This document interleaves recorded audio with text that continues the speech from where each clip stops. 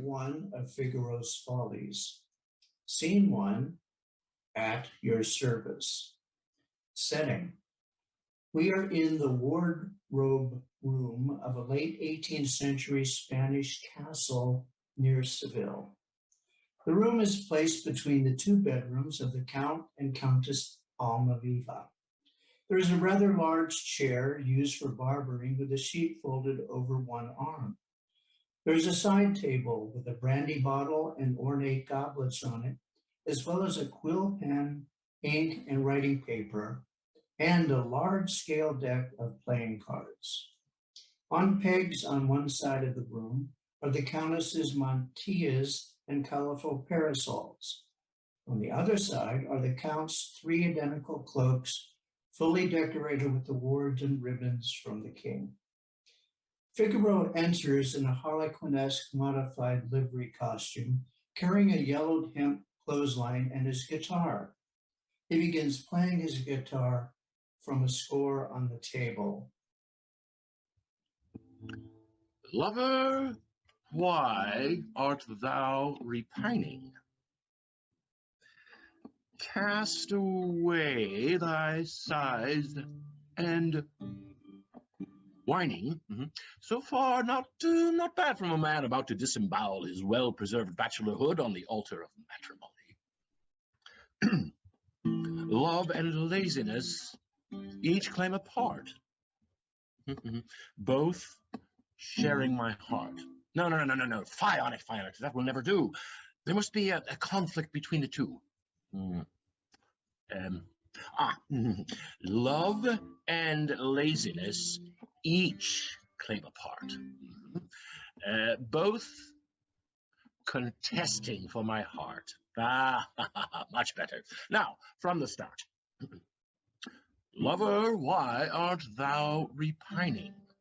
Cast away thy sighs and whining. Love and laziness each claim a part, both contesting for my heart. I to each his portion gave.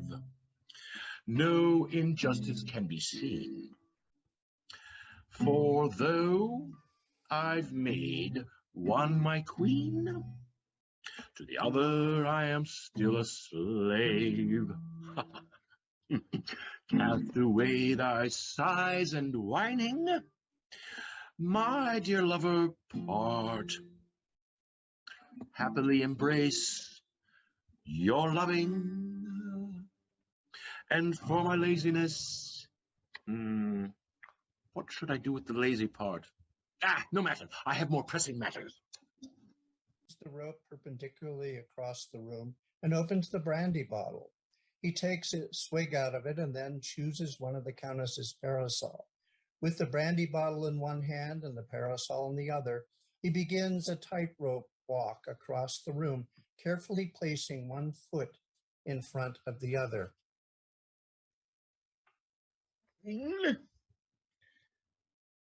10, 11. Susanna enters from the door leading to the Countess's bedroom and picks out one of the Countess's colorful mantillas to try on in front of a mirror.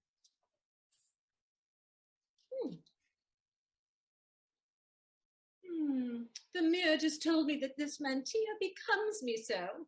Doesn't it, Figaro? 23, 24. Doesn't it, Figaro? Oh, yes, it certainly does, yes. 30, 31. Look at me. Admire it. It gives me such pleasure when you look at me. The mantilla? Good so far. And what does a mantilla do? It makes you look extraordinarily, It makes me what? It makes you look extraordinarily, fat. Susanna takes down one of the parasols off the wall and starts poking Figaro with it. I meant to say extraordinarily fantastic. Fantastic, yes. You better remove it before the Countess catches you. Oh, not to worry. She said that I could pick one to wear at my wedding tomorrow. Oh, I meant to say our wedding, but that doesn't seem so likely to me right now.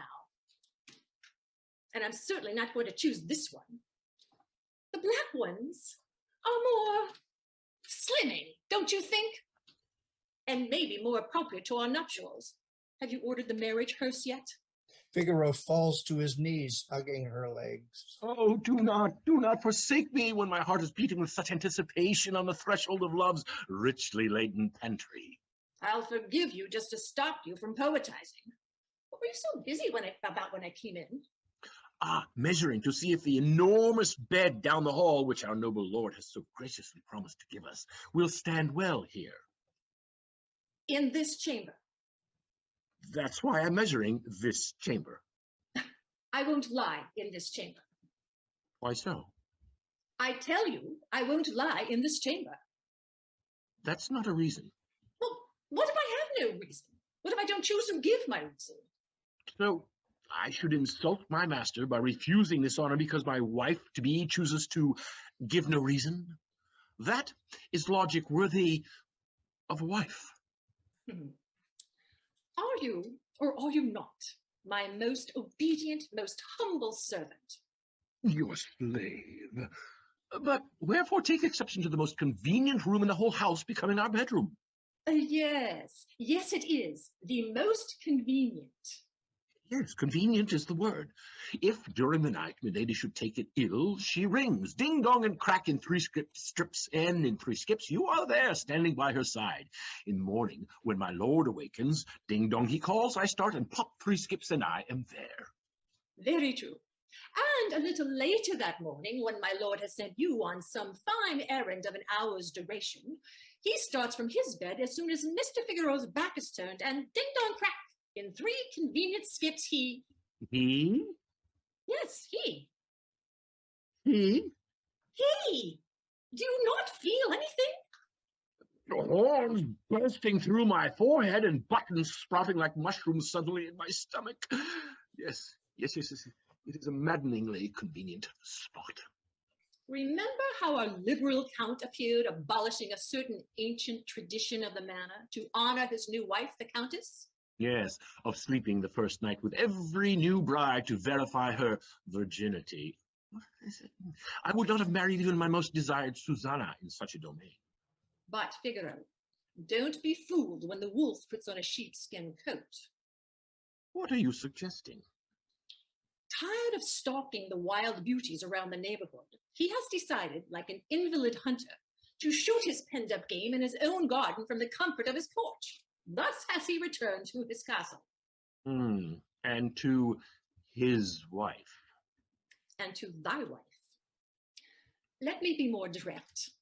Our most generous lord told me that renouncing his one night's droit de seigneur was a ruse to throw you off any suspicions that he was interested in pursuing me. He even joked that when he's made ambassador, you'll be elevated to royal courier, and more importantly, official cockerel to the count. But he would so carelessly destroy my peace of mind for a little sport. A little sport? That's not a very flattering comment about your future wife. Maybe he finds me irresistibly attractive. But did you really believe that the rich benefits he has suddenly showered down on us were your just rewards?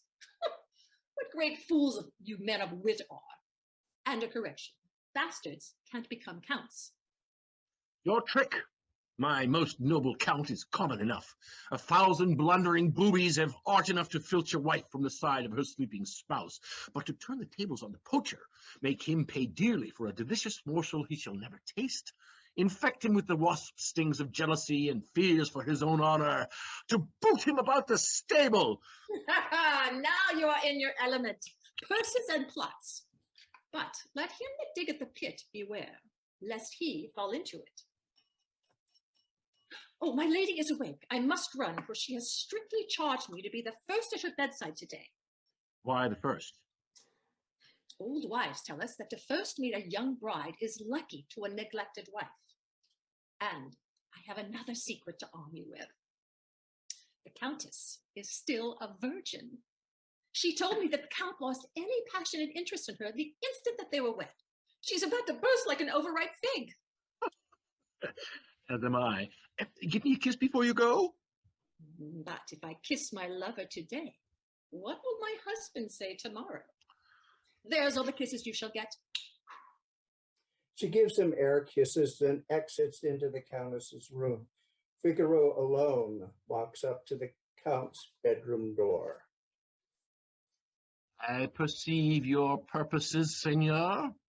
So I am to be made your courier and sent often to the king with dispatches, while Susanna's made the ambassadress up the back stairs.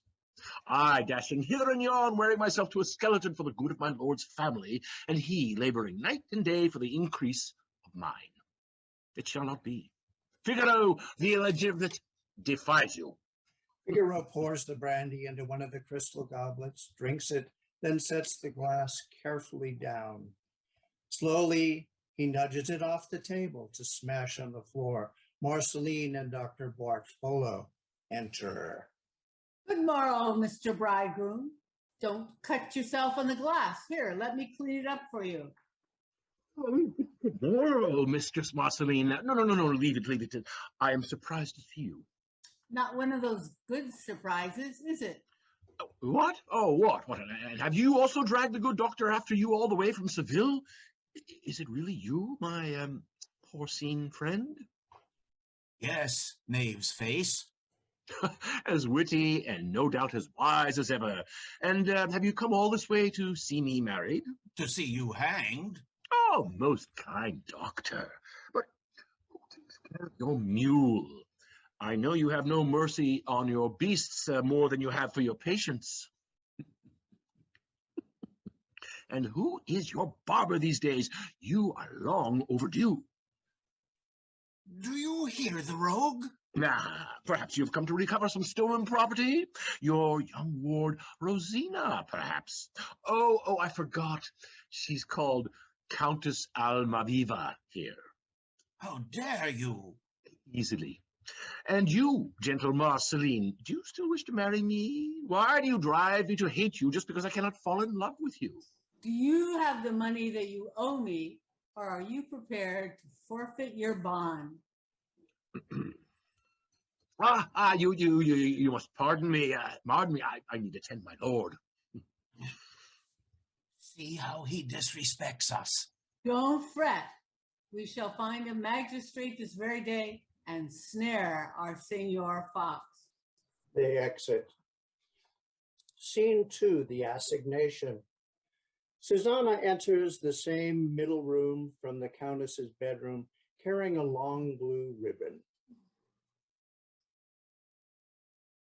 I have forgotten what I've come in here for. Cherubino rushes in from the hallway door. You've catch your breath. Why are you in such a hurry?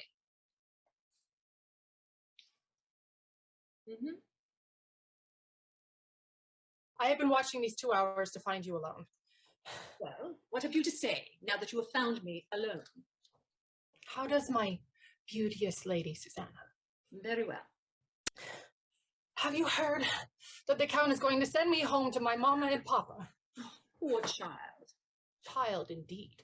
And if my godmother, your dear lady, cannot obtain my pardon, I shall soon be deprived of the pleasure of your company, my fair Susanna, and have to throw myself in the river. What, for heaven's sake, for? You were all the day toying with Fanchette, and moreover in love with my lady. And then you come rushing in here with tears in your eyes and grieving for the loss of my company. Fanchette is kind enough to listen to me, and that is more than you do, Susanna, for all the love I bear you. And your lady is so worthy to be beloved, and so beyond my station that I stammer like an ill-trained parrot whenever we meet. Love that you bear me? Why, you many-horned goat! You're in love with every woman you meet. I am, and I can't help myself. If nobody is by, I swear my love to the leaves on the trees, to the summer wind even. Just now, I met this wonderful woman named Marceline in the hall, and I was instantly struck in the heart by the lightning in her eyes. Marceline? What's wrong with her? She is a woman. Figaro has told me that she is a witch. Beware, she may have cast one of her love spells on you. But tell me, what did you do to infuriate the Count enough to banish you from the castle? Last night, he caught me in Fanchette's chamber. "Begone," he said, "you little..." Little what? He called me such a name I cannot for shame repeat it before a lady such as yourself. He said that he would not tolerate such sinful scandal under the same roof as his most virtuous wife. What were you doing in Fanchette's chamber at such an hour?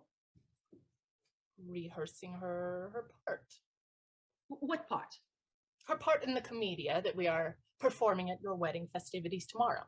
She is to play Venus, and I, her lover, Cupid, beginning as a tableau from the Count's painting in his bedroom. Were you both naked then? The painting required as much. And what do you suppose brought the sanctimonious Count to Fanchette's door so late at night?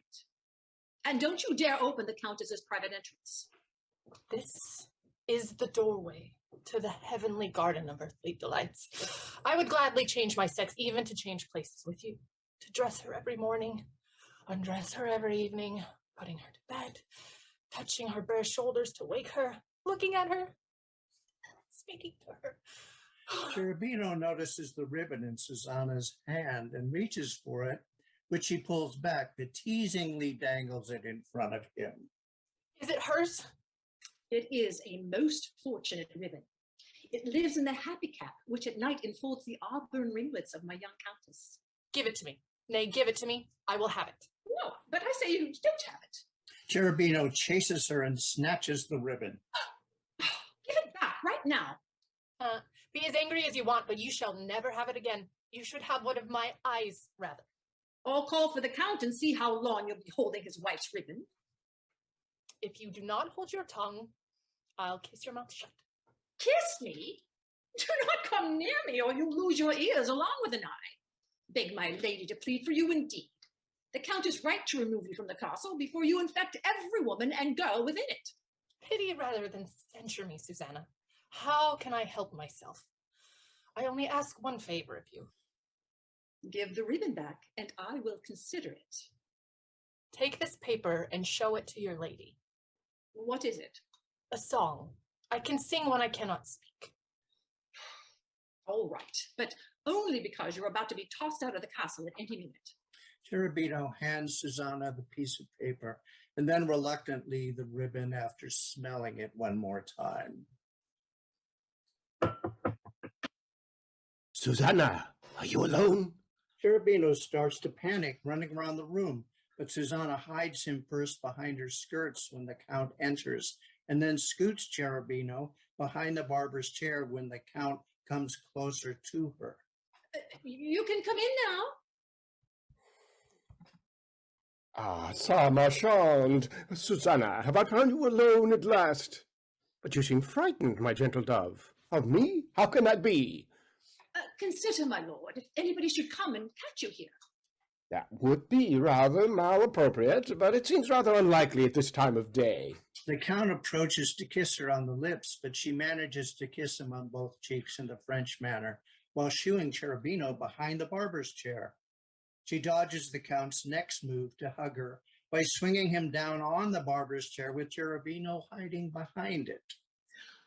I was feeling a bit faint in your arms. Sit here until you recover.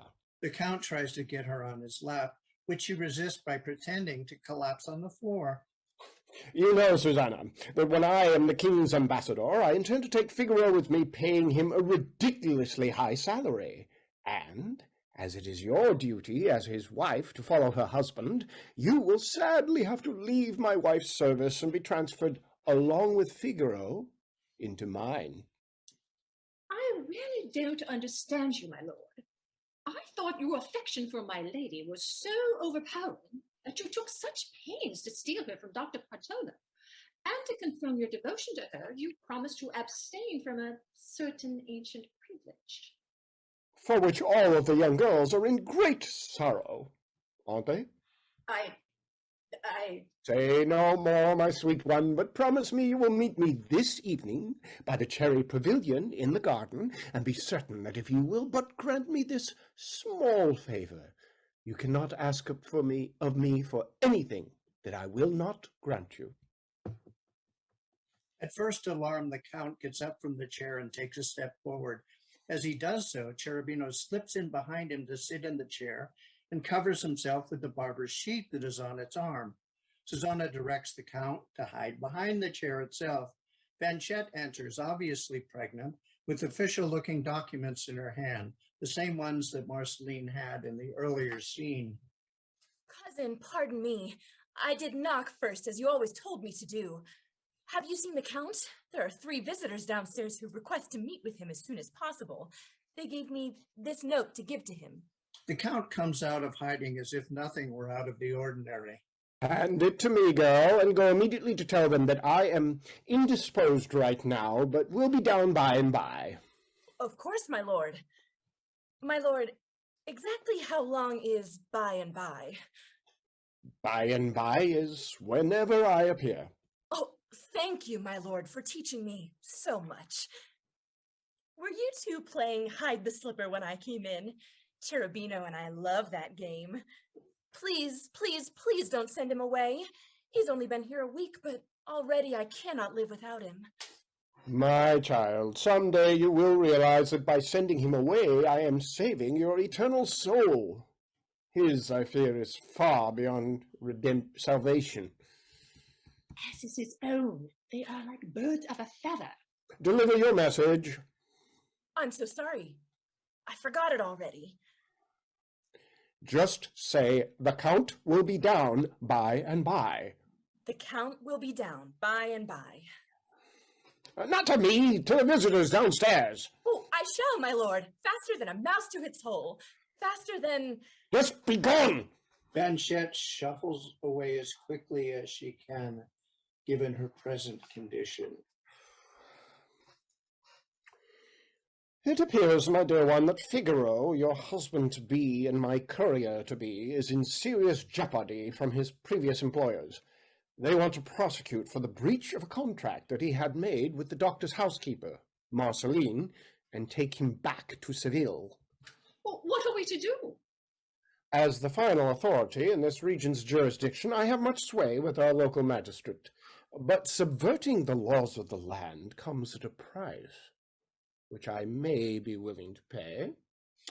That is, if you are willing to contribute your share. And I suspect I already know what collateral I possess. Let's negotiate a good faith deposit right now. The Count takes her by the hand, chooses an item of clothing from the Countess for Susanna to kneel on as padding in front of the chair, and sits on Cherubino, hiding under the sheet in the chair. Oof! Cherubino, what the devil? Cherubino bolts out of the chair as well and does the lowest, most obsequious bow possible for the actor, and holds it, not saying another word, for an uncomfortably long seconds. Might I rise, my lord? No, kowtow lower. It seems you have risen too often already. And so it was to receive this pretty youth that you were so desirous of being alone. And you... Get up, you fool! Thank you, my lord. And you, where are your manners? Forgetting all respect for your friend Figaro, not to mention your godmother Countess, you're endeavoring to seduce her favorite maidservant. I, however, shall protect Figaro, a man whom I esteem sincerely, to falling victim to your duplicitous assault on his intended wife. I must intervene. Knowing that you were angry with him, the poor boy came running to me, begging me to solicit my lady on his behalf in hopes she might then engage you to forgive him. He was so terrified as soon as he heard you coming that he hid himself in the chair. Unbelievable. For I sat down in that chair as soon as I came in. Yes, my lord. Of course you are right, but I hid behind the chair when you first came in. False again, for I hid myself behind it when Fanchette entered. Pardon me, my lord, but as you approached, I retired under the sheet in the chair where you then sat on me. You are a most irritating changeling. You're there, you're here, you're everywhere. You're like a serpent slithering into every crevice. And he has been listening to your plans. Indeed, I did. All that I could to not hear a word. Figaro enters with Fanchette. Have we here Penelope and her onslaught of suitors? Have you forgotten my cousin's name, Figaro? It's Susanna, not Penelope. Planchet, fetch Dr. Bartolo and his associates and bring them to my rooms as soon as possible. I feel the need of a physic. Oh, I will, my lord. Have you tried prunes and lentils? They always work for me. She exits through the hallway door.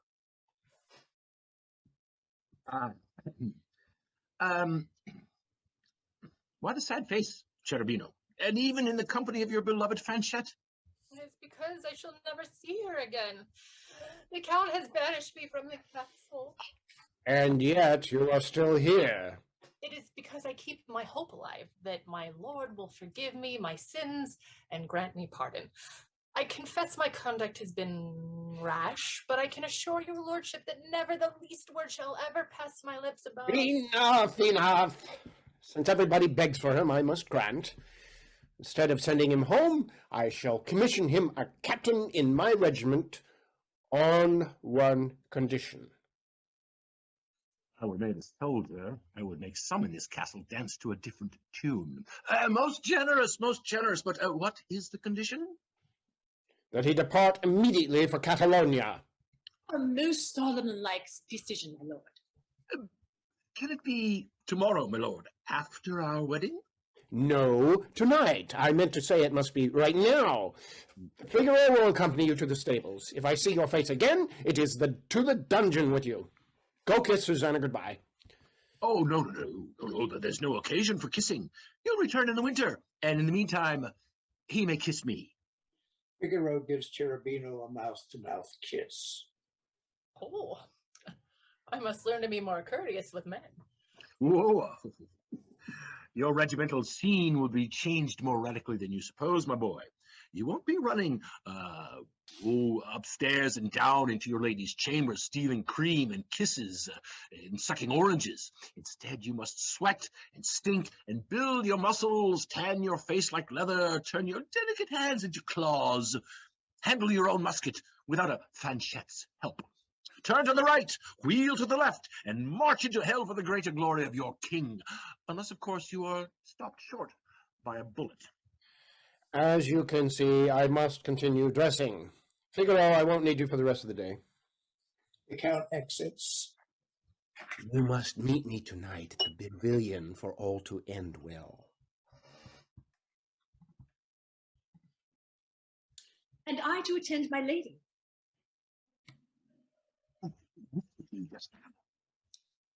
I can't remember. A matter of no consequence, I'm sure. I'm not so sure, but off to your mistress, my love. Susanna exits. And you, my young friend, I might be able to employ with great effect. Come, let us work on recasting the Count's little commedia for this evening. Forget Figaro. I've been ordered to leave the castle immediately or be clamped in the irons. Ah, that's what the Count wants for you. But if you had your liberty, what would you choose for yourself? Am I allowed to choose? Stop being tedious. Do you wish to stay or no? More than anything in the world. Well, then follow my advice, and so you shall. How? How?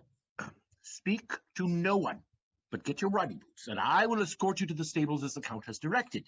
Gallop as far as the farm. Leave the horse there and return to the castle on foot, taking care that no one sees you. Then, hide in the root cellar. I will be there waiting. What will follow? Still nesting in my brain. But fear not, I think you will enjoy the part that I write for you. Get along now. I shall humbly obey. Cherubino exits. Figaro addresses the Count's bedroom door. No, my most worthy lord and master, you have not gone to her yet. What did you once say to me? Because you are a count, you fancy yourself clever. A child could refute you. How came you to be rich and powerful? The rich and powerful Count Almaviva? Why, truly all you needed to do to attain such a lofty position in life was survive the travails of being born. By those standards, a newly birthed kitten has achieved an equal accomplishment. The obscurity and poverty of my birth, however, has given me a great advantage over you, for they required more shrewdness and athletics for daily sustenance than are required of a king to govern his entire kingdom. And what, most noble count, are your claims to distinction, to your pompous titles and preferments and immense wealth other than merely an accident of birth? Figaro picks up a large-sized deck of 18th century playing cards, first revealing the backs to the audience. In heaven, we are as equal cards until fate deals our hands. He turns over the first card. It is the King of Hearts. First, here a master. He snaps the card on the table. He turns over another card. It is the Deuce of Spades. There, a servant. But we have yet to discover which one of us wears the trump suit. I'm willing to wager my life that I shall win. Wilt thou, my lord, hazard yours as well? He snaps down the deuce on top of the king, taking the trick. I need a paper and pen for the next act to begin. Blackout, end of Act 1. Act 2 of Figaro's Follies, Scene 1, Marceline's lawsuit. The scene opens in the Count's bedroom. Marceline and Dr. Bartolo pace back and forth. Guzman, the magistrate, is sitting on a stool, acting a bit foolishly. There's a large nude painting of Venus and Cupid over the bed.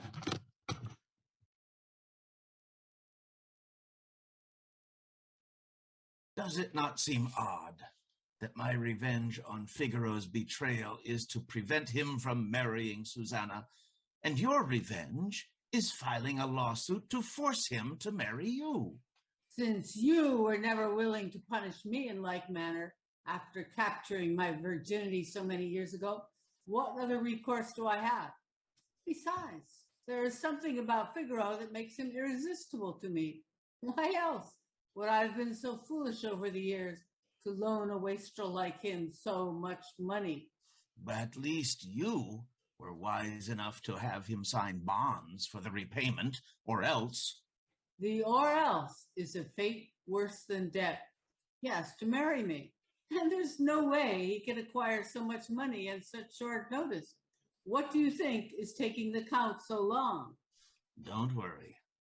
We have time and the law on our side, and the Count, regardless of our prior history, has no other choice but to sustain your claim.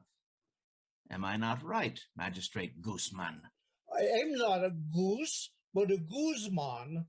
But the answer to your question is that you are most unquestionably right, my most horribly good doctor.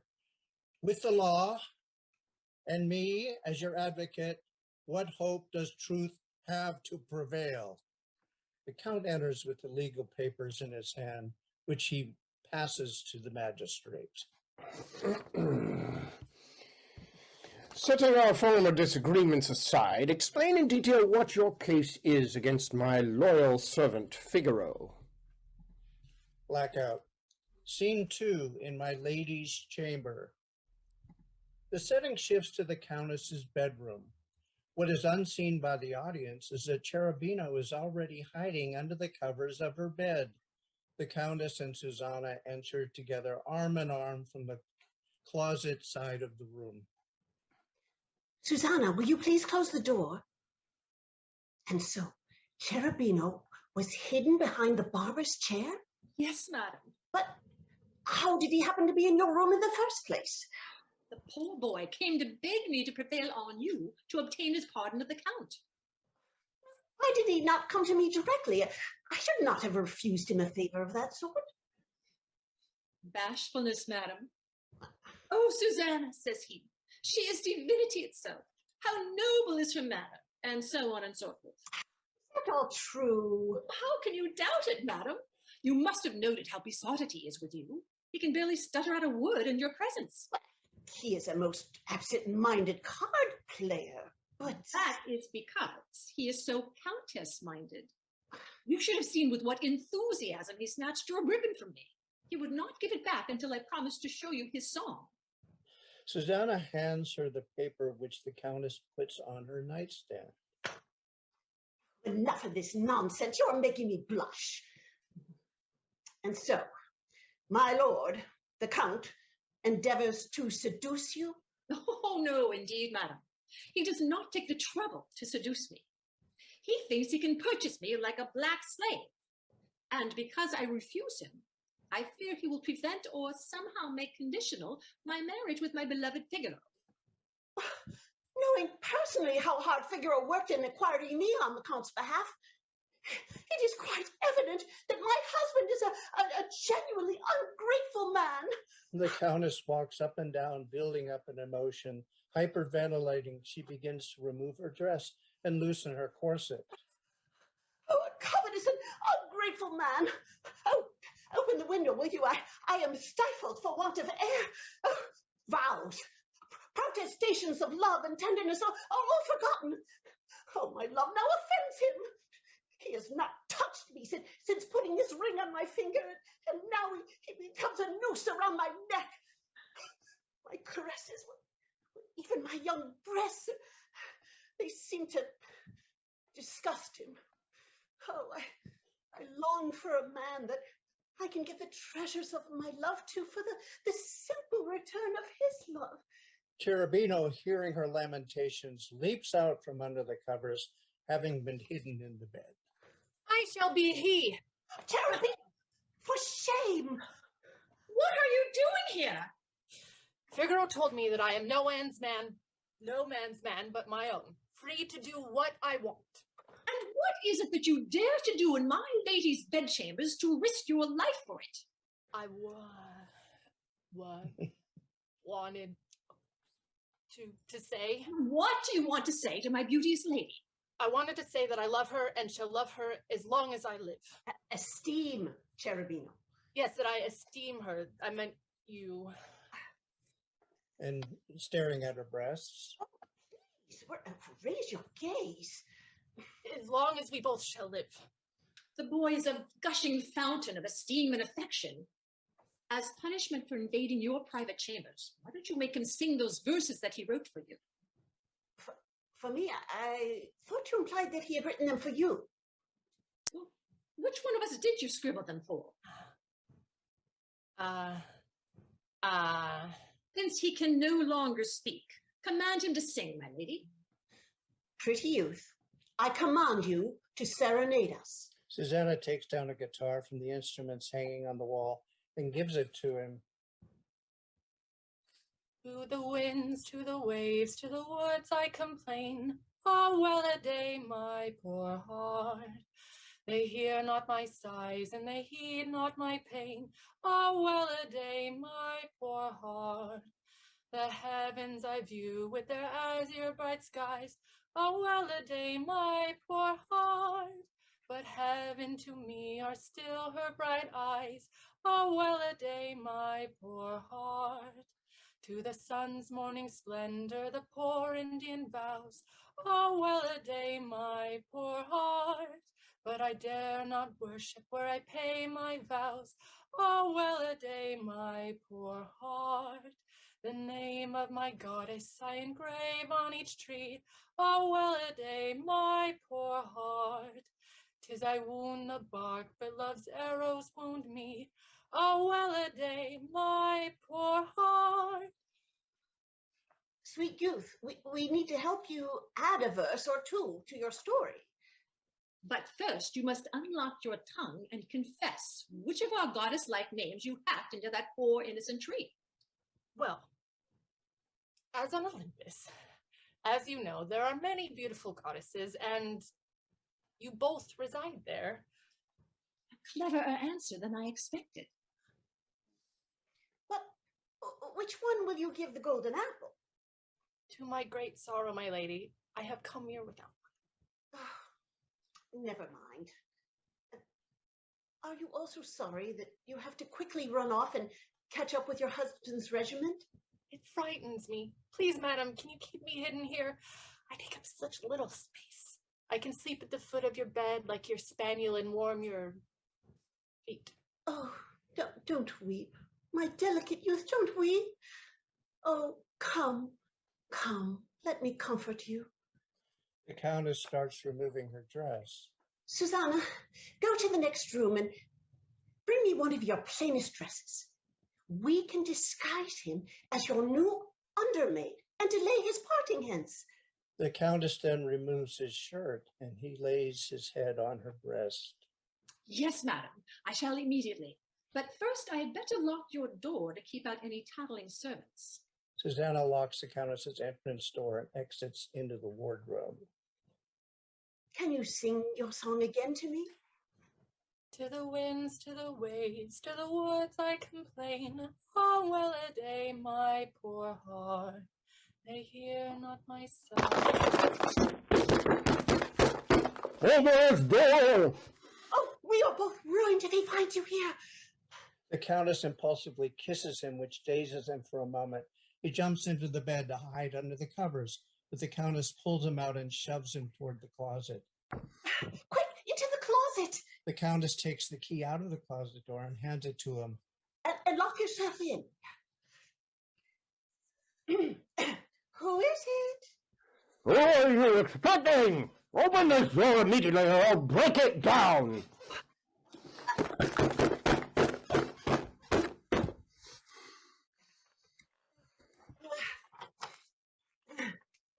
The Countess covers herself somewhat with the dress that she had just taken off. On her way to unlocking her outer bedroom door, she notices Cherubino's clothes on the floor and stashes them under the pillow.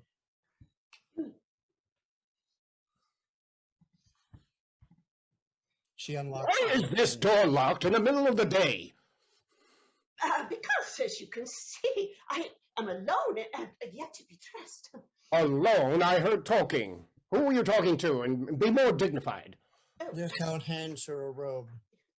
Why, to you, of course. The door must have muted the sound. No, before I knocked. Who were you talking to? I thought I heard singing as well. That must have been Susanna, who went off to rummage in the new room that you have so generously given her. But you seem so agitated, madam. Well, that is not impossible, because we were speaking of you. Of me? Yes, of your indifferences, your otherwise engagements and covetous jealousies. I cannot say for indifference, my lady, and as for jealousy, you know best whether I have any cause. My lord, you insult me. If I were a man, I would slap your face and challenge you to a duel in defense of your wife's honor. The Count holds up the letter that Figaro anonymously had sent him. My lady, there are people in this world who are malicious enough to wish to disturb either your repose or mine.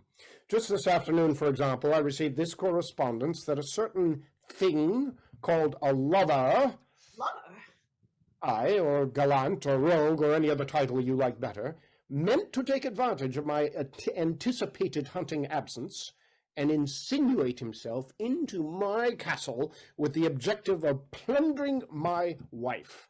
Oh, if this be so, I am surely the last to know of it, for I have not felt well and have kept to my room all day.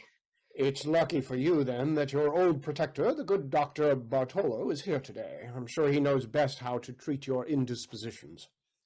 A scuffling sound is heard behind the closet door. What noise is that?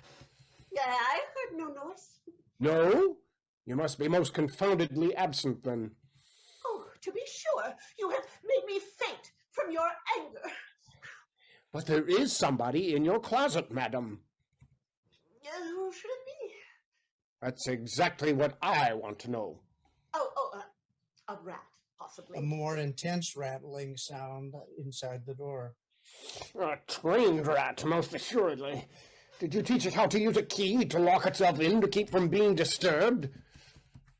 Oh, I remember now. Yes, before I lay down, I wanted Susanna to try on one of my dresses for tomorrow. And there is Swiss cheese on the moon. You had just said that she was in her room.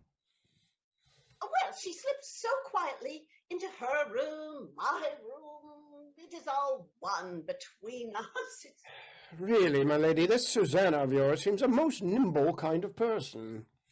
well, really, my lord, this Susanna of yours seems to disturb your quiet exceedingly so.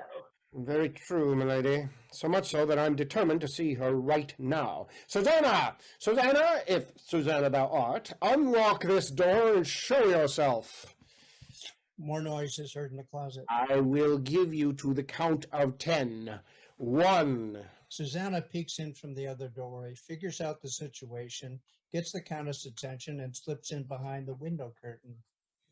That is enough. Would you have the girl come out half naked? Susanna, for the sake of female decency, I order you to not unlock this door.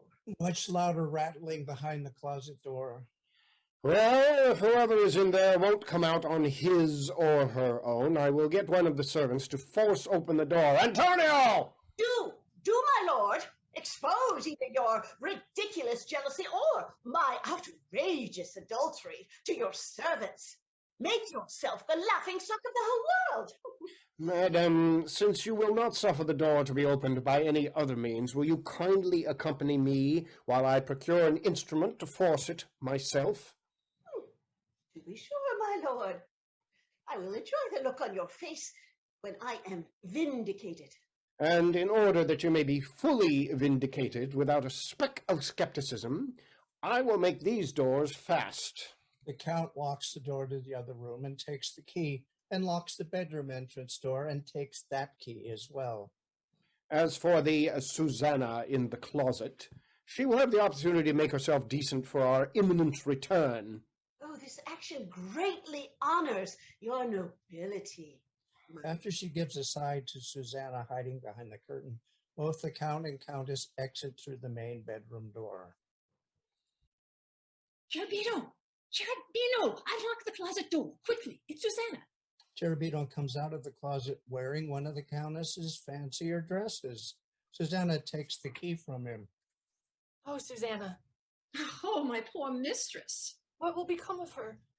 All will be well, I assure you. I'm more worried about my own marriage. What will become of me? Well, don't just stand there babbling, boy. Fly. The doors are all locked fast. How can I? Don't ask me. Fly. Here is a window. Underneath is a bed of flowers. I'll leap out. You'll break your neck. Better than ruin my dear lady. Give me one kiss, Susanna. Was there ever seen such a young... Cherubino removes the dress he had on, kisses Susanna, then jumps out the window. She checks on him. He is safe. If that boy does not make any woman's heart ache, I know not women. And now, my greedy Count, perhaps you will learn a lesson or two as well. Scene 3, Discovery. Susanna locks herself in the Countess's closet right before the entrance of the Countess and the Count with a wrecking bar. The Count verifies that both entrance doors to the bedroom have been locked. Everything is as I left it. Do you still persist in forcing me to break open the door? I am determined to see who is in there. Oh, hold your hand. I confess that I have great love for another who is within this closet. Please show mercy for the love that you used to bear me. Dear one, please spare my door and show yourself. Our charade is at an end. The sound of a key is heard in the lock. Susanna emerges from the closet. My lord, forgive us our little jest. But perhaps you were not alone in there. The Count enters the closet. Fear not, he jumped out the window. And broken his neck. He ran off light and swift as a greyhound. Nobody there. Upon my soul, madam, you are a great actress. Your distress was completely believable. And am I not also an excellent actress, my lord? With the letter and the locked doors and your strange behavior, you can appreciate my confusion. Appreciate may be too strong a word. My dear Rosina.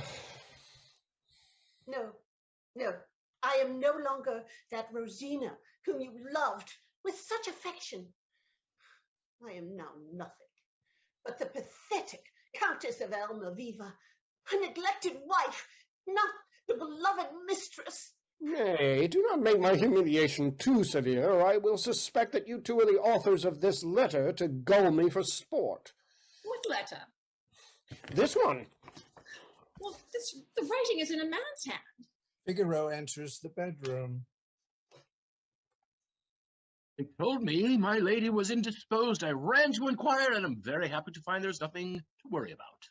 Very attentive, Figaro. Well, as she is your wife, it is my duty to be so, my lord. Come, come, my charmer, we must prepare for the wedding. Just how attentive have you been to my wife, Figaro? Oh, as a lapdog to a lap, my lord. No less than you have been to my Susanna. You'd be better off keeping your nose away from where it doesn't belong. Where were you an hour ago when I sent for you? Oh, maybe at the stables, putting Cherubino on his horse and pointing him in the direction of your regiment, my lord. If I did not know that you are lying, I could have read it on your face. Indeed, my lord. Oh, then it is my face that lies, and not I.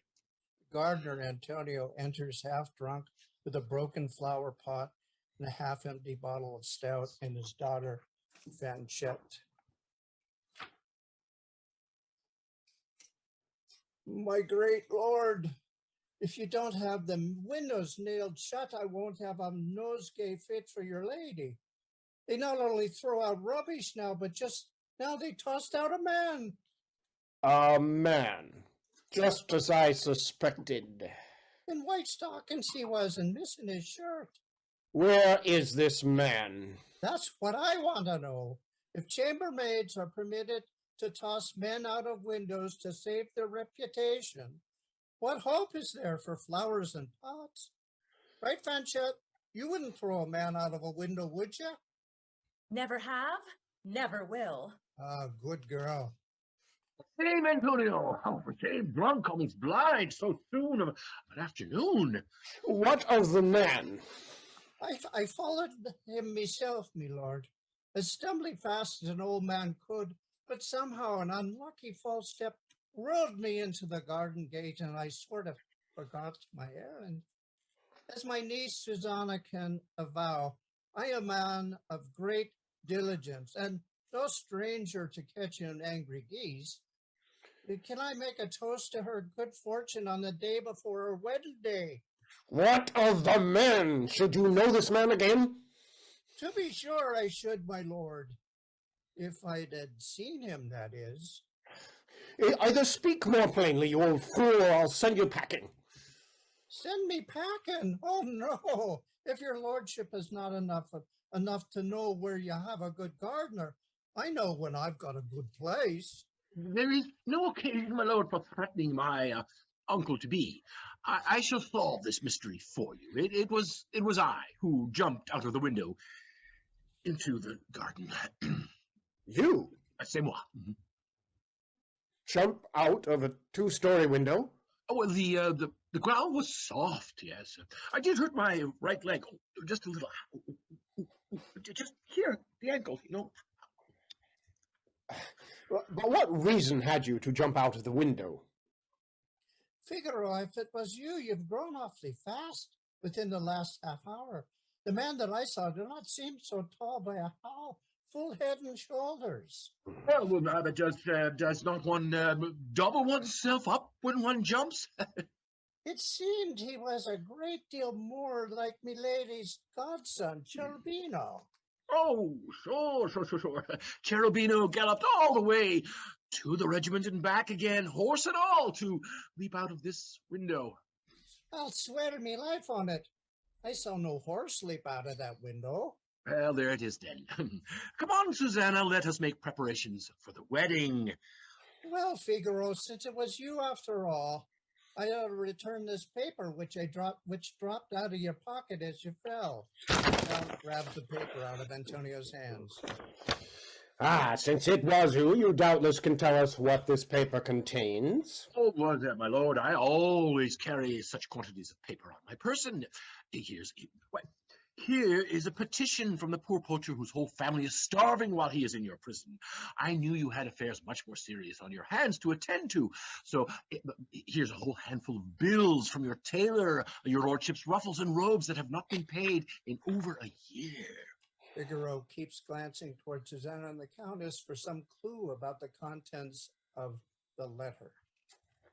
We know it's not those. It's Cherubino's commission. Susanna knocks the candle off the table. When she and Figaro stoop to pick it up, she whispers to him, It's the commission. Well, it appears you know nothing of the matter. Oh, Lord! Ah, what a stupid fool am I!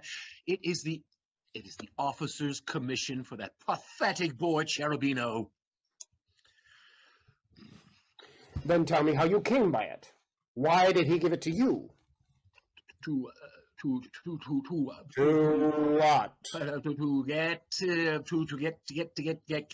Forget what? It wants nothing. Figaro desperately looks to the Countess and Susanna for help, who look over the Count's shoulder. The Countess pounds her fist over her palm as if stamping a seal. Rock? A rock? Susanna quickly mimes a seal. A seal on a rock. It's customary, my lord. Stop the gibberish. It's customary to do what? Susanna mimes stamping the paper. To affix your lordship's official seal on such an important document. The Count closely inspects the paper. Devil and his imps take you all. Fine chat. Tell the doctor, Marceline, and the magistrate to meet me in the Great Hall at 3 this afternoon. Going, my lord, without getting orders for our wedding? My most astute Figaro, it had slipped my mind, but there is a matter that needs to be resolved before you and Susanna can make wedding plans. We can meet at 3 this afternoon in the Great Hall to properly adjudicate this matter. The Count exits, as does Fanchette and Antonio. Susanna, would you come with me to pick out a dress for this evening? The Countess exits into the wardrobe room. In one moment, my lady. A seal on a rock? Really? You know, doing in the Countess's bedchamber with the two of you. Singing. So I put my position with the Count in peril so that Cherubino could be safe to sing in his lady's chambers? None of this bodes well for us. I did not like the way the Count pronounced properly adjudicate just now. Susanna, are you coming? Yes, my lady. Know, my love, that I will do everything in my power to secure both our marriage and our positions. Susanna exits and Figaro addresses the audience. Everything. That's exactly what I fear the most. Do you suppose that I am forever doomed to the football of fortune? Son of who knows who, stolen I know not how, along with this ring, which I wear always like a birthmark under my shirt. Lying and thieving expected, I did have the innate good sense to escape a life so base as my infernal gypsy captors led. When I was younger, I had the courage of an ape, took what I needed when I needed, and daring down the consequences. My genius, though cramped, would not be subdued, and I spent what little money I had on books and study. I stole learning from wherever I could snatch it, plucking it out of the air tucked in the corner of bookshops. I even had the audacity to attempt writing a comedy myself. But as I had the greater audacity to attack the favorite vice of the favorite mistress of the favorite minister, I was rewarded by giving free lodging, with straw, bread, and water, included in one of our nation's most illustrious dungeons. After I was released, I decided on a second, safer berth in the lap of the barbering trade.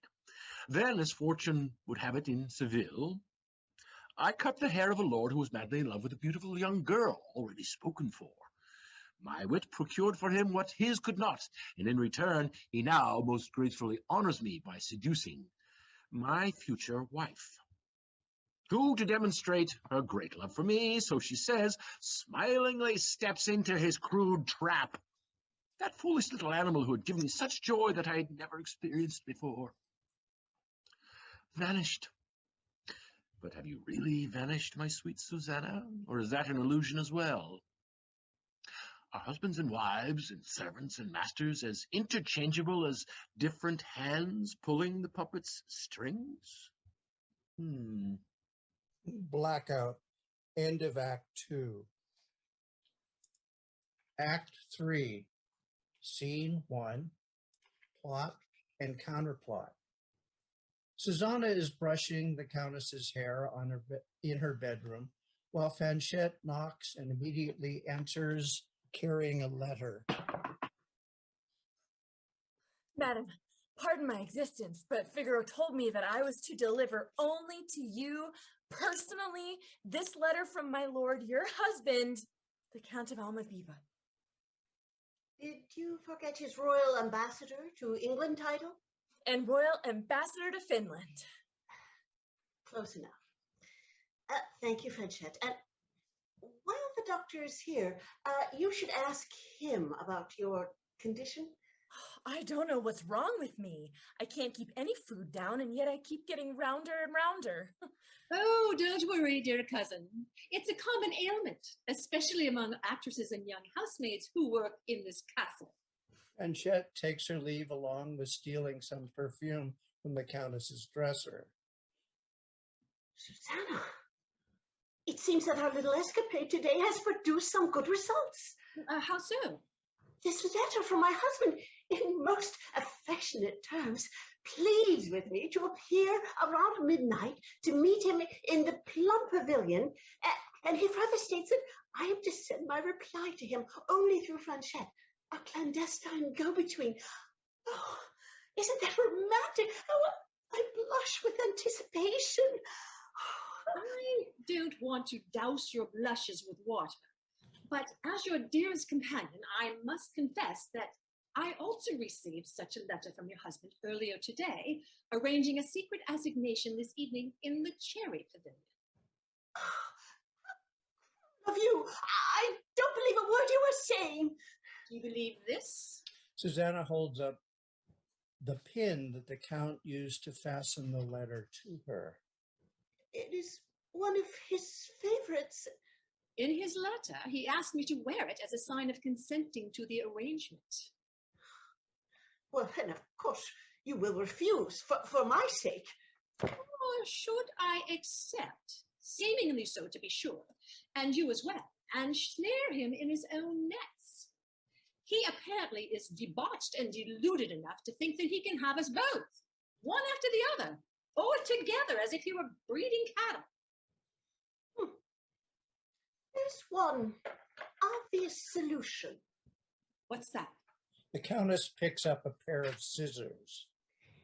Let's take the bull by the balls and snip, snip, snip. So wear this pin this afternoon in the Great Hall tonight, and tonight I shall dress in your clothes, and you in mine, and you shall go to the Plum Pavilion, and I to the Cherry. We shall out-trick that trickster. Susanna carefully takes the scissors from the Countess's hands and puts them aside. The Count rather did look like a bull when he was going to crash down the closet doors to get at my faceless lover. But Cherubino does have a face, doesn't he, Susanna? Oh, as beautiful as any in an Italian painting. Oh, I do so pray that the impending war will neither mar nor harden it. I do believe that you are falling in love with Cherubino. Oh, no, I think not with him, but definitely I love his face. Then get him to a portrait artist as quickly as possible, and you shall have love everlasting. Oh, no, we have other business to attend to first. Bring me the clothes that you are going to wear this evening, and collect some of mine. We can also make good use of these masks. Then call Fanchette. I am writing my reply to my loving husband. Lights fade out. Scene 2, Figaro's trial. Lights fade back in on Figaro beginning to shave the Count in the dressing room's barber chair. Come.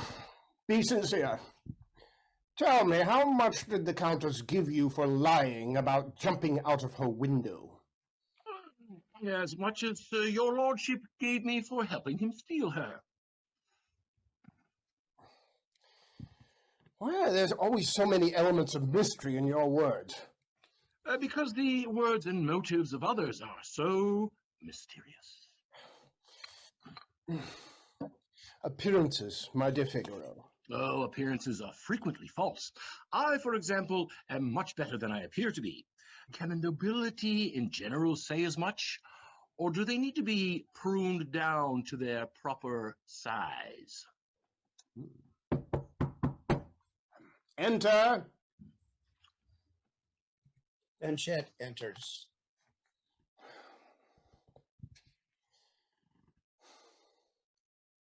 Is that Fanchette? The doctor, Marceline, and the magistrate. Let them wait. Aye, let them wait. And do you expect to gain your cause? With the assistance of justice and my lord's good wishes. You respect youth too much yourself to force others to wed with age. Really? You can read my mind so easily?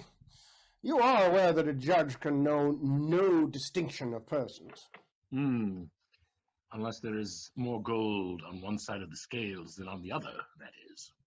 Fanchette, tell everyone to meet me in the great room in a few minutes. I need to compose myself. Susanna enters. What are you doing here?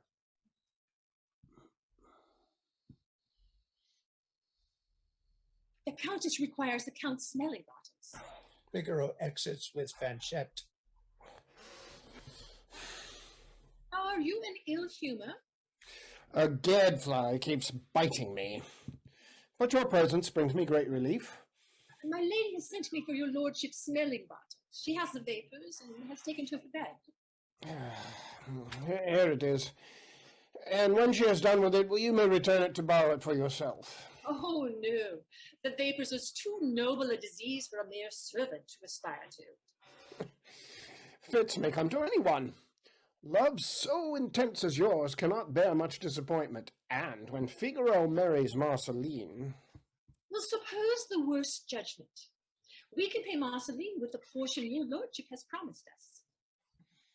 I promised you a portion? If my ears did not deceive me, I understood as much a while back. Your recent coyness has put me into doubt. It's never too late to admit one's emotional weaknesses, my lord. Well, what does that mean? Will you take a walk this evening in the garden by the cherry pavilion or not? Do I need to speak it? Did you not note the pin that I am wearing? No more equivocations. Let us understand one another. No pavilion, no marriage. And no marriage, no pavilion, my lord. Touché. A touch on both sides. But tell me, why have you always resisted a definite response like this morning, for instance? This morning, my lord, with Cherubino behind the chair? I had forgotten. Will you go now and tell Figaro all? To be sure, my lord. I always tell him all, except what is necessary to conceal. What a charming cat you are. Run quickly back to your mistress. She's waiting and may suspect us. I shall immediately. Susanna exits. She absolutely entrances me. I had sworn to think no more of her, but she winds me as tightly as she pleases, even now. Lights fade out and then fade in on the great hall set up for Figaro's trial. Unbeknownst, Cherubino is secreted behind one of the curtains.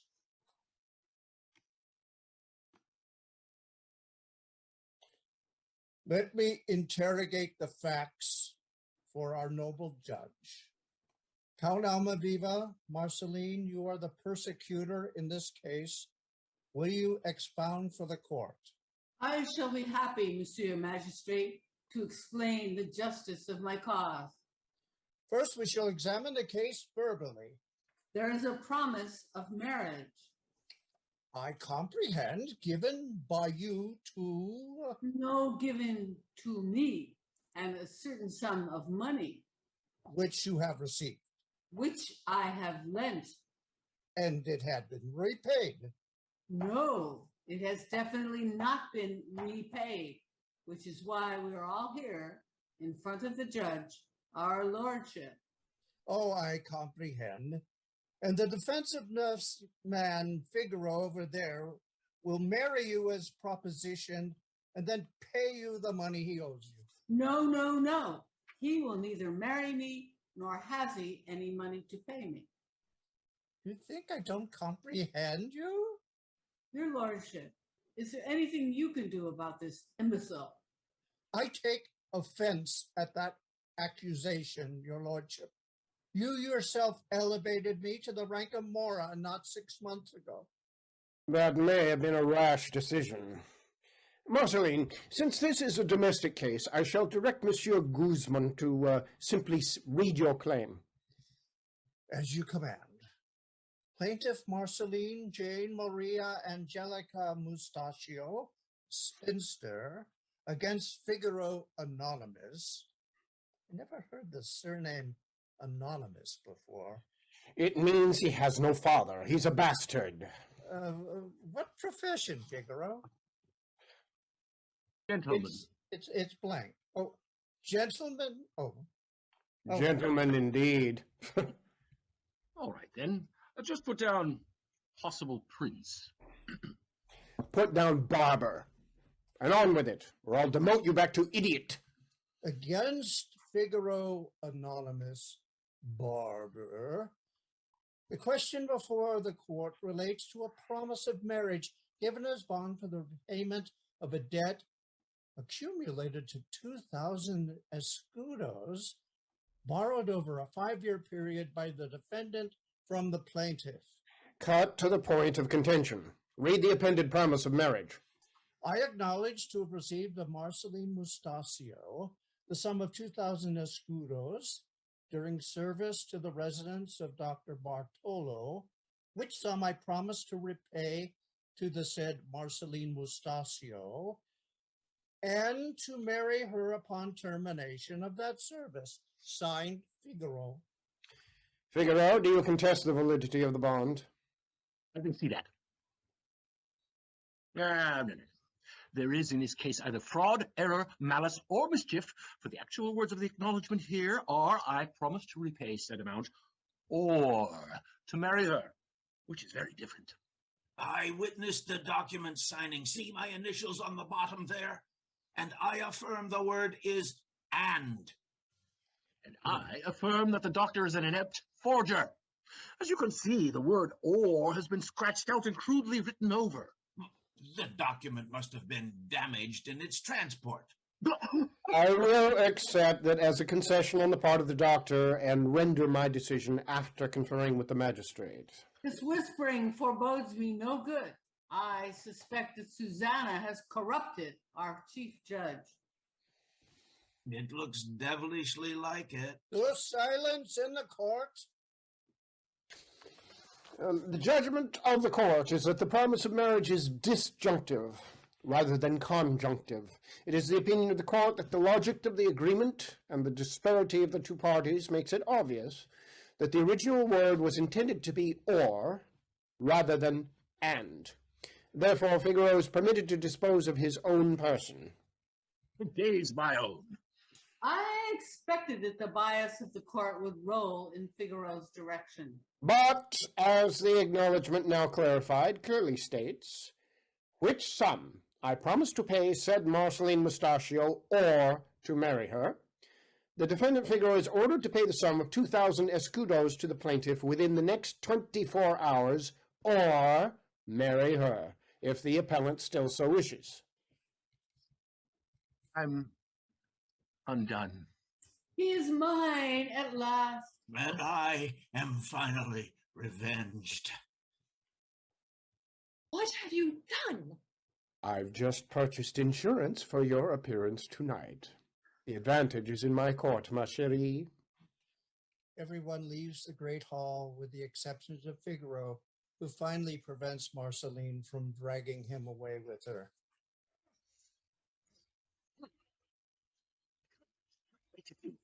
How could I lose to that fungus goose man? Cherubino leaps out from behind the curtains. All is not lost. Cherubino is here. You are the chief cause of the Count's suspicions and anger with me. I have been looking all over the castle for you. Are you going to join the regiment with me? I'll tell you what I'm going to do with you. Figaro takes Cherubino by the ear and marches him off stage. Scene 3, The Two Counts. The setting for the final two scenes is the castle garden at midnight and dawn of the next day. Figaro enters carrying 2 painting easels and 2 placards, one with Cherry Pavilion written on it and the other with Plum Pavilion on it. He sets each one up in front of the appropriate love pavilion and lights candles to illuminate each. In these hard times, I am pressed to serve as prop master, prompter, chorus, and author of this sad farce. How I wish I could change it to a merry one, but never has there been an author so compromised by his actors, one actress in particular. Oh, woman inconstant, driven by the moon, woman. But each animal is obliged to follow the instincts of its nature, and it's woman's nature to betray. What, while swearing this morning to remain ever faithful, she is plotting to betray me before the night is past, on the very eve of our wedding. I may be a man equal to my lord, but the nocturnal spells of that enchantress woman soon may transform me into a monster. There appears to be something missing. Figaro strikes himself lightly on the head and goes off stage to lead Cherubino back in by the ear. Ow, that hurts, Figaro. Quick, someone is coming. The Count appears, double-checking the pavilion signs. He enters the Cherry Pavilion. The Countess appears, dressed in Susanna's clothing, wearing a mask. She stops at the signs and moves a candle closer to read it. She enters the Cherry Pavilion as well. Faithless Susanna. I wish I had enough gunpowder to blow them both to hell. Gong, gong, gong. Church bell strikes midnight. Susanna appears dressed in the Countess's clothes and wearing a mask. Both should also be wearing mantillas from Act 1. She at first approaches the Cherry Pavilion in the dark, stops, reads the sign, then changes direction toward the Plum Pavilion, but pauses before entering. She finally enters at the 12th bell is rung. Beware, my Countess Dove.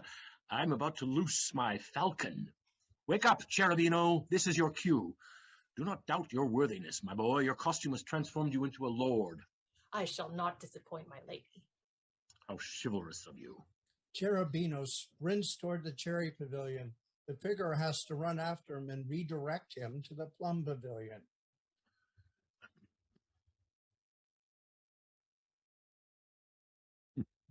My directorial job is done.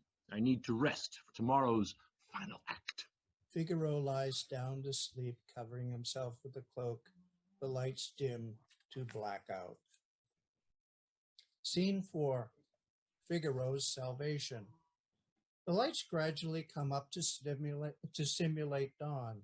Antonio and Fanchette enter from the open V between the two pavilions. They are dressed for a celebration. They discover Figaro still sleeping under his cloak near the topiary and wake him. Awaken, Figaro! It's your wedding day! You not heard about the outcome of my case? Oh, everyone has heard it. I can't sort it all out, though. But the one thing I know for certain is that whichever the bride will be, you will be the groom. Marceline Bartola and a priest and a Cossack enter. There is my husband. Marceline lifts Figaro off the ground and holds him in her arms like a sack of flour.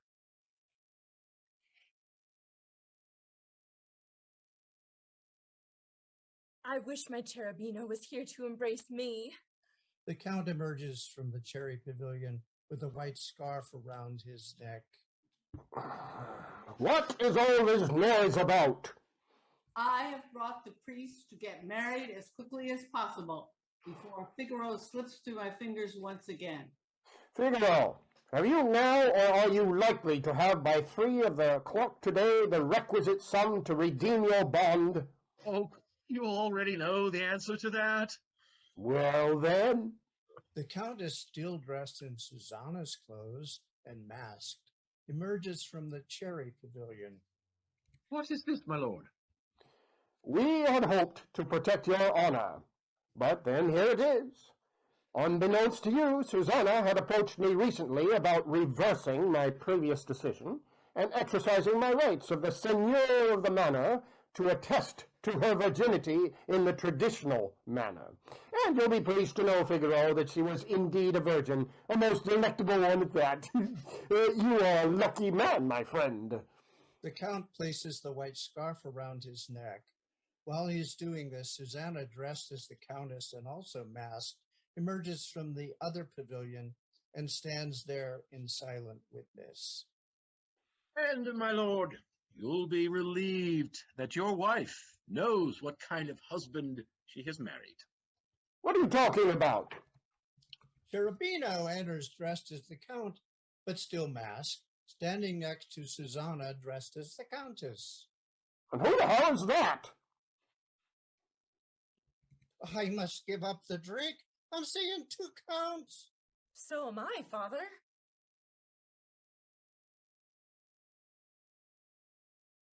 The Count removes Cherubino's mask. You! It is always you! Damn you and my dishonored wife! Susanna bows, still in the guise of the My Countess. coveted lord. Well, Figaro, at least I have beaten you to Susanna's maidenhead. Susanna now unmasks. I think not, my lord. Then who is playing Susanna's part? The Count turns to take the mask off the Countess. The only person you should be making love to, your wife. Oh, I'm really confused now. My lord, I am pleased to echo your earlier announcement to the wide world that your wife has indeed been a virgin up until last evening, and so I trust as my wife. Figaro takes the white scarf off the Countess and puts it around Susanna's neck. See, appearances sometimes do hide realities, don't they, my lord? And fortunately, there is a priest in attendance to hear your confession, just in case you are about to be struck dead by God's righteous indignation. These strange events may well strain even God's absolution. But Rosina's forgiveness is what I first must seek. Can you forgive me, my lady Countess? It certainly would be a most unmerited pardon. I shall, on 2 conditions, my husband. First, that you extend that same pardon to my godson, Cherubino, for all of his youthful transgressions and rescind his banishment from the castle. So granted him that pardon, but I fear his impetuosity will someday become my undoing. So shall I grant mine to you. But there is another condition as well. And what is that? That you sing a song that first won my heart in Seville, when that poor Lindor fellow was made rich only by his love for me. For truly, this is the first day of our marriage. Thy will be done. Figaro, you owe me an accompaniment. Fanchette finds Figaro a guitar, and then Count Almaviva begins singing haltingly at first, trying to remember the lyrics, then with fuller voice. Je suis l'indole encore. Behold your lover fearful grown. All his fond hopes are chased away. He does adore you while yet unknown. But now your will he dreads to obey. In me a humble youth behold, with me a humble lot you'll prove. I've neither titles, gems, nor gold, yet I am passing rich in love. Here poor Linda shall chant his refrain, and morn, noon, at eve, at night. And though his vows prove all in vain, your beauty shall ever bless his sight. The Count and Countess embrace.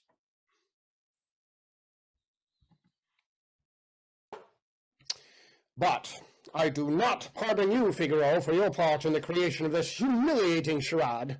Never forget that I am your irreducible reality. Come here, Marceline. No money, no marriage to Susanna. No money, until death do you part, marriage to Marceline. See, I told you Figaro would be married today. Figaro desperately pulls a ring out from under his shirt on its chain from around his neck. Marceline, please have mercy on me. Pawn this ring and accept it as down payment on what I owe. I cannot live without Susanna. How came you by this ring? It is my entire patrimony. I've had it from infancy. Doctor, do you not recognize this ring? It is the very one that you gave me on the birth of our son, Fernando. I had this chain made so he could wear it as a talisman against evil spirits of the night. It cannot be. Did you not buy this from some passing gypsy? No, it is all I had when they took me and all I took with me when I escaped. Figaro, Fernando, rather. Behold thy mother. And there behold thy father. He, my father? Oh, Lord, what a mixture of salvation and damnation. Have you never felt our shared natures pleading within you to be attracted to me? No, never. That must have been the secret cause of my unrelenting fondness for you. No doubt, since I tried so hard to repel you. Come to think on it, maybe that was the cause of my aversion, since you appear so lovely to me now. Susanna, embrace thy mother, the mother who will love you dearly. Now I am amazed. And you consent that I shall have your Figaro free and clear? Willingly. Here, my son, here is your first wedding present, the promise completely satisfied. Marceline tears up the promissory note. My manly pride would fain make me restrain my tears lest they flow in spite of me. Well, let them flow. Joys like these never come twice. Oh, my Susanna. Oh, my family. Figaro embraces the good doctor, Marceline, and Susanna, who breaks away. Dear friends, we shall conclude our play on this very note. Figaro brought to tears of joy at such a moment to long remember. Much more so than his endless interrogations of me about what Cherubino and I were doing to pass our time in the pavilion while he slept. We will reserve that dialogue for another play on another day. But before our follies are ended this night, please pardon our errors and forgive any slight, so you can clap, sing, and have the chance to join with us in our wedding dance. Begin the French folk dance. End of play. Boom, boom.